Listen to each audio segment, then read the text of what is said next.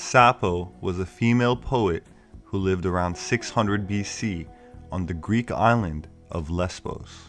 She is best known for her poems, though most of her poetry is now lost and survives only in fragmentary form. Besides being from a wealthy family, very little is known about her life. The names of both of her parents are uncertain, but her poetry was well known and greatly admired through much of antiquity, even up until this day. In fact, some of her same-sex poetry, particularly between women, was so influential that the island of Lesbos, where she lived, is what inspired our modern term for lesbian. This is one of the earliest surviving images of Sappho, from 470 BC. She is shown standing next to Alcaeus, another poet and a contemporary of Sappho. Now that we know what she looks like, let's listen to some of her poetry, shall we? Hymn to Aphrodite. Daughter of Zeus and immortal, Aphrodite, serene weaver of spells, at thy portal hear me and slay not, O Queen. As in the past, hither to me from thy far palace of gold, drawn by the doves that o'erflew me, come as thou camest of old. Swiftly thy flock bore thee hither, smiling as I turned to thee, spoke thou across the blue weather, Sappho, why callest thou me? Sappho, what beauty disdains thee? Sappho, who wrongest thy heart?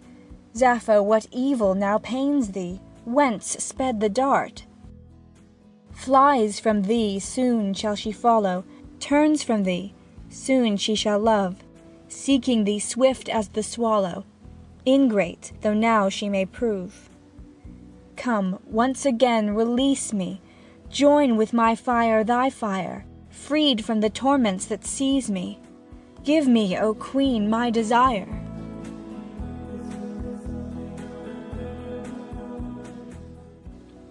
Ode to Anactoria.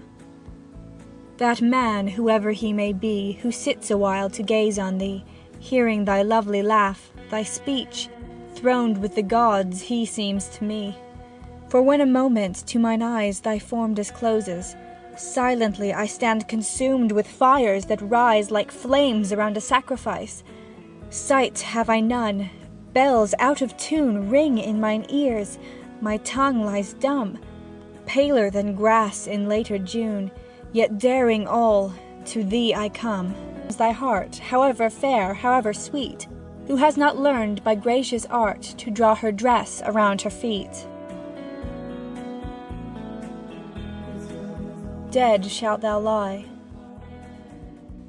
Dead shalt thou lie forever and forgotten, for whom the flowers of song have never bloomed, a wanderer amidst the unbegotten, in Hades' house, a shadow I entombed.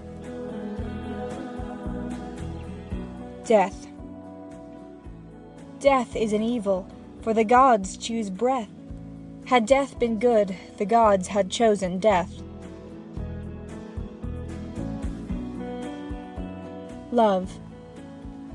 All delicacy unto me is lovely, and for me, O love, thy wings are as the midday fire, thy splendor as the sun above. Prophecy. Methinks hereafter, in some later spring, echo will bear to men the songs we sing. The moon has set. The moon has set beyond the seas, and vanished are the Pleiades. Half the long weary night has gone. Time passes, yet I lie alone. I spoke with Aphrodite in a dream. Come to me, O ye graces, delicate, tender, fair. Come from your heavenly places, muses with golden hair. Thy form is lovely, and thine eyes are honeyed. O'er thy face the pale clear light of love lies like a veil.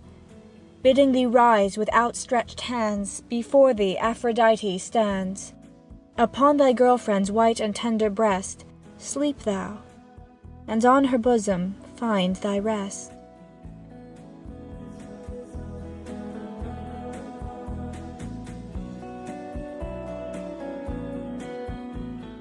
In antiquity, Sappho was referred to as the poetess, just as Homer was called the poet.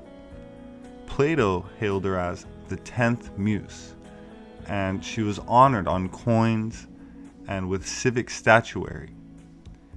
And while her love poems are repeatedly praised as spontaneous, simple, direct, and honest, and in many ways paradigm changing for her time and culture, one can't help but wonder what her influences were. I like to imagine that she was somehow inspired by poetry from many millennia before her own time that is now lost to the ages.